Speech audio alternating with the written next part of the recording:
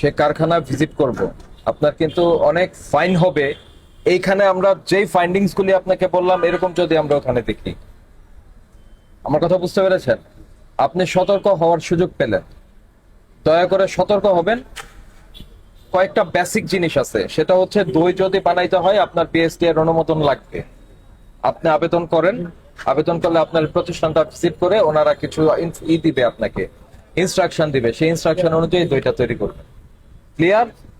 Of course আপনার দই ভালো আপনার কাছে, কিন্তু এটা স্ট্যান্ডার্ডাইজ করে দিচ্ছে বিএসটিআই।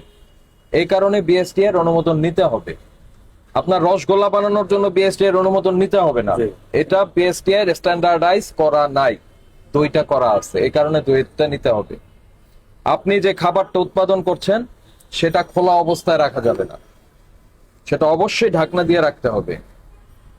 বুঝতে পেরেছেন? যেখানে খাবার সংরক্ষণ করছেন এখানে যথেষ্ট পরিমাণ আলো ব্যবস্থা থাকতে হবে, আলোর ব্যবস্থা থাকতে হবে, অন্ধকারাচ্ছন্ন থাকতে পারবে না।